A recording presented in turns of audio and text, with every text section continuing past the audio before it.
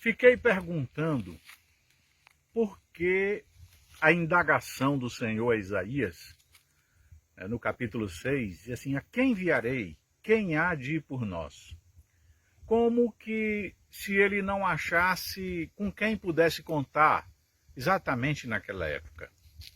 E fiquei indagando, mas por que essa pergunta? Quem enviarei? Quem há de ir por nós? Depois passei a analisar as Escrituras Sagradas e pude ver que são poucas as pessoas com quem o Senhor pode contar. Isaías, por exemplo, naquela época, sofreu aquela indagação devido ao estado que ele estava vivendo. Mesmo como profeta, estava desligado, dos interesses do reino. E eu pude ver que existem algumas coisas que Deus exige que muitas vezes nós não entendemos, que aparentemente parece ser simples, mas ao mesmo tempo significa muita coisa para Deus.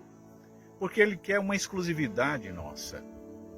Por isso, a Bíblia Sagrada diz que um dia um homem saiu com sua família, de volta à terra dos seus pais, e algumas cidades estavam preparadas para lhe massacrar.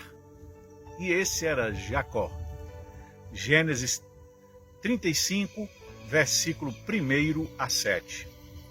Jacó, o Senhor apareceu e disse: olha, Jacó, eu quero dizer-te que as cidades aí te esperam, mas vai e constrói um altar em Betel.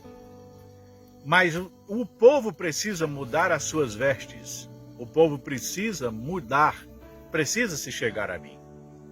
E nessa história nós encontramos que Jacó mandou o povo tirar os seus deuses e as mulheres tiraram os enfeites das orelhas, as arracadas.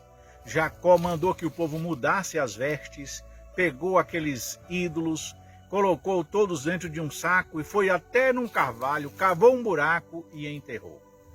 A Bíblia Sagrada diz que depois que Jacó tomou essa atitude, em Gênesis 35, 1 a 7, aí o terror de Deus caiu naquelas cidades.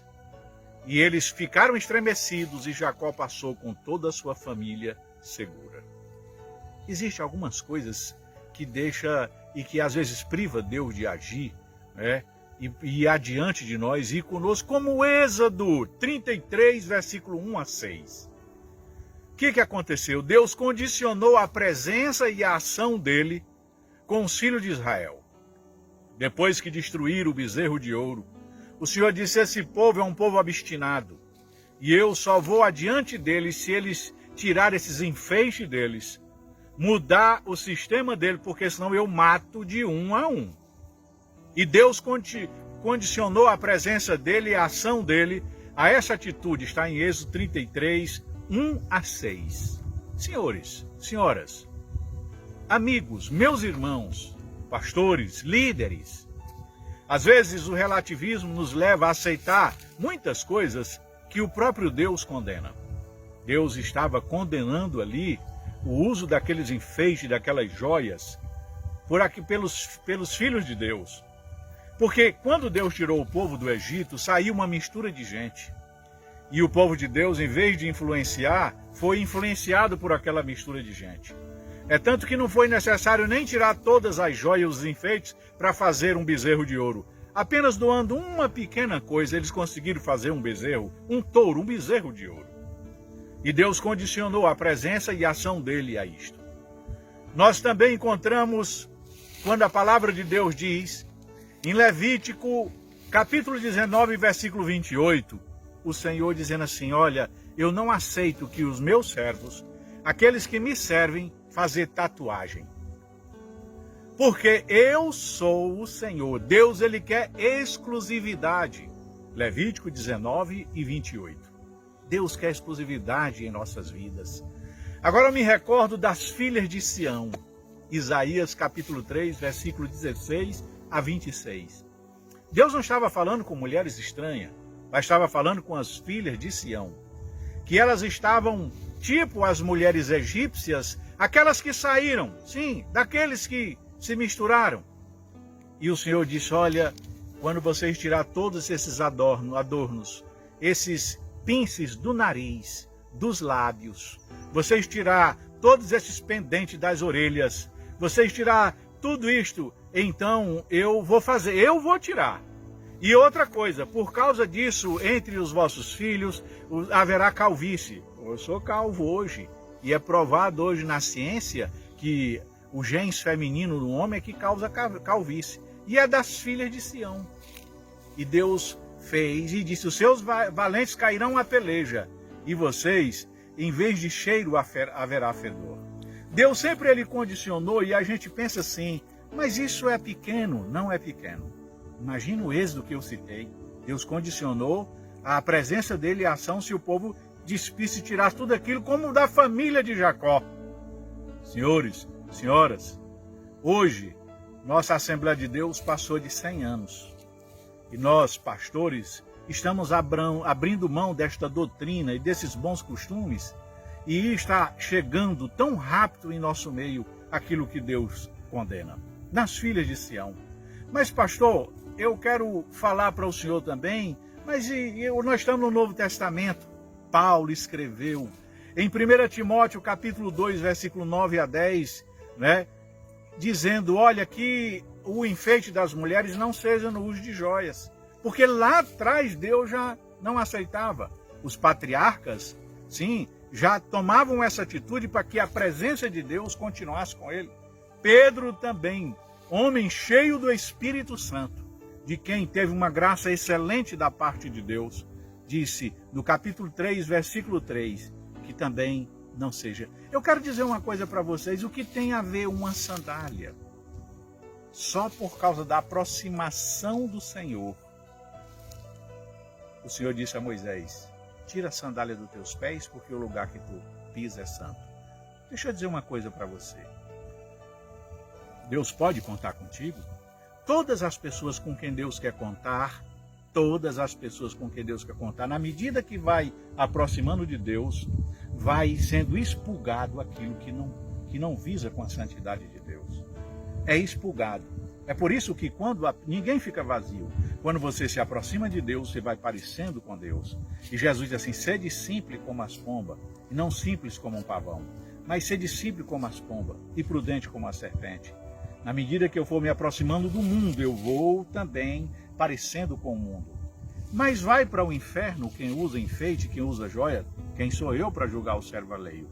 Eu estou falando aqui é de pessoas com quem Deus pode contar. Porque o Isaías, ele confessou, ele foi um réu confesso. Ele disse, ai de mim, porque eu estou morrendo. Eu convivo no meio de um povo de impuros lábios, e tenho também meus lábios impuros. E o Senhor diz, com quem eu posso contar? A quem enviarei? E Isaías literalmente ia morrendo, porque ele estava aparecendo com o mundo. Estava em um mundo público, social, e não ouvia mais a voz de Deus. Até que Deus teve misericórdia. Até que o Senhor teve misericórdia. Mas vamos novamente aqui. Um homem que era muito usado por Deus, José. Sonhos, interpretação, de quem se tornou governador do Egito. No dia que o rei colocou um colar no pescoço de José, me mostra onde foi que ele teve outro sonho. Me mostra onde foi que Deus ainda falou com ele. Eu glorifico a Deus pela vida de Abraão, ou Abrão, quando ele saiu para resgatar Ló, e aqueles reis, um rei chegou e disse, tanto que eu queria lutar e não conseguia, mas tu venceu. Ele era com 318, se não me foge a memória, homens, e venceu três grandes batalhas. E quando voltou alguém que queria lhe presentear joias e ouro, ele disse, não. Isso aqui foi o Deus que me deu. Senhores, quanto mais simples nós vivermos, quanto mais nos expurgar aquilo que não visa com a santidade de Deus, nós vamos estar... Por que a ausência dos batismos com o Espírito Santo? O relativismo. Hoje, nossas esposas assembleianas, né, já com um colarzinho, já com uma pulseira, né, já com um brinquinho, aquela coisa toda, e aí você diz, mas não tem nada a ver, não tem nada a ver. Vai lá em Gênesis 35, 1 a 7, vai lá em Êxodo 33, 1 a 6, vai lá em Isaías 3, 16 a 26, vai lá em 1 Timóteo 2 e 10, vai lá em 1 Pedro 3 e 3. Sim, senhores. Vamos, a Bíblia diz assim, segui a paz com todos e a santificação, sem a qual ninguém verá o Senhor. Que Deus guarde a nossa Assembleia de Deus, que Deus guarde as nossas igrejas, que Deus guarde a nossa alma. E não quero dizer que ninguém vai para o inferno porque usa ou deixa de usar. Não. Eu quero dizer que com quem Deus pode contar, com quem Ele quer contar, Ele vai expurgando tudo isto, porque aí a presença de Deus vai na frente, como foi na casa de Jacó, como foi no caso de Moisés. Leia e medite junto comigo. A paz do Senhor. Deus nos abençoe.